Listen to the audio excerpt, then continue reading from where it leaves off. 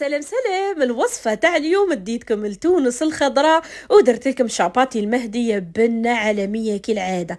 شوفوا لي تفرميش، شوفوا لي هذيك البنة، غير ديروا حفل الفيديو بارطاجيوها مع الاصدقاء تاعكم وتبعوا معايا الوصفة.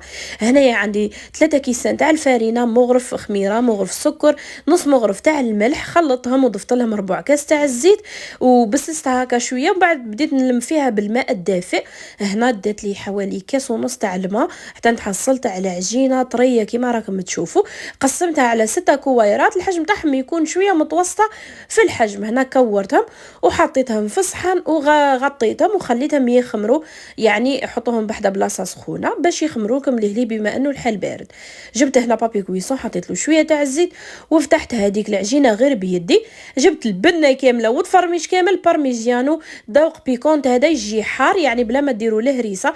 هما يديروا شغل مايونيز وهريسه، بصح حنايا عوضناها بارميجيانو حار للناس يحبوا الحروره. ضفت لها حميس هذاك، ومن بعد زدت لها حبه تاع البيض هكا مغليه، قطعتها هكا وزعتها على كامل هذيك الحشوه، وزدت لها هنايا شويه تاع الطون.